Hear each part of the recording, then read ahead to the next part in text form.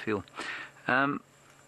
These leopards are now playing. They were playing, enjoying themselves, having a wonderful whale of a time there in the bushes. And the little one came back, and they decided to play a little bit, but now that seems to be over. Look how cross she's getting.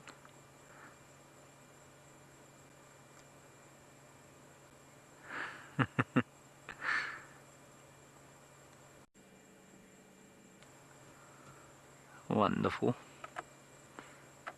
And as we were saying, you see, this is the kind of play behavior that they would probably engage in as siblings, if she had a sibling, which obviously she doesn't.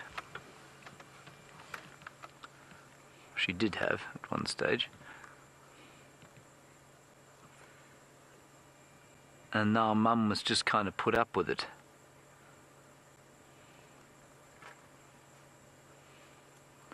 Now getting into the tree above there.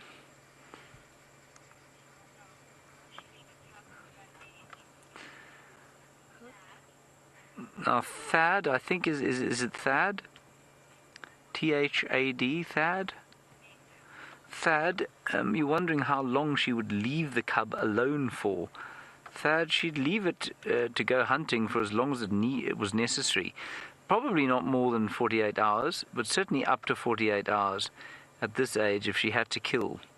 You know, if she was very hungry, then she would have to leave it for that length of time, if she had to, because it's not only suckling now. There's no question that it will still be eating meat, or already be eating meat, which means that the older it gets, the more and more time she's going to have to spend away from it hunting. So, whereas before the weaning process, began, obviously what used to happen is that she'd have to come back, maybe even twice a day to feed the cub. But now, because the cub's also eating meat, that's not so essential. So she can leave it for longer and longer periods and have to take further risks leaving it because she must kill and feed it meat.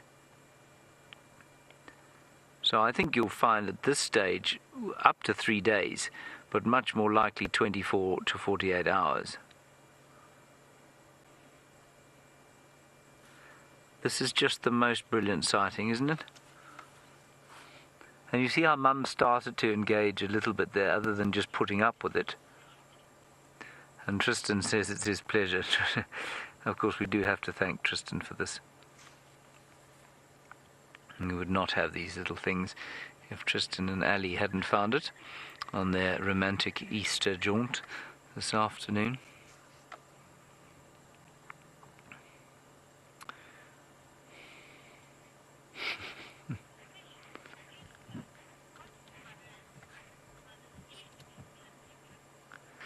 Oh, Jennifer, there are a myriad things they do. You say, what do they do to discipline their cubs? Well, there is always the option of corporal punishment, a thorough beating.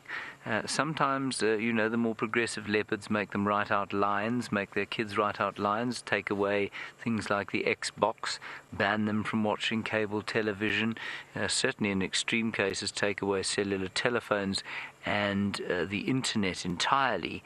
But normally it is the corporal punishment. I'm obviously being ridiculous. But normally what they do, discipline is, it's an interesting one. It's like, you might consider that cub being ill-disciplined now, I suppose. It wouldn't be necessarily a incorrect assumption. But any time that there is irritation caused, then it is met with violence. Or the cub will be just left alone and growled at. So it'll be a threat of violence, or it will actually be physical violence. So there's very little kind of progressive in the way that irritation is dealt with from the point of view of these adults.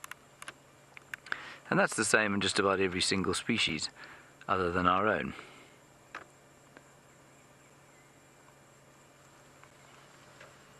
And what is discipline? That's an interesting question. What is discipline, especially to a leopard? Does it actually apply? Does the term discipline apply to leopards? Well, it would imply that the leopard cub was doing something that it had been told not to do. And I just don't, I'm not sure how you would ever judge that to be the case. What have you seen, Shadow?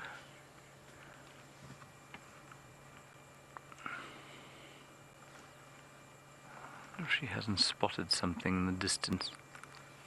She gave just a little chuff there. A little...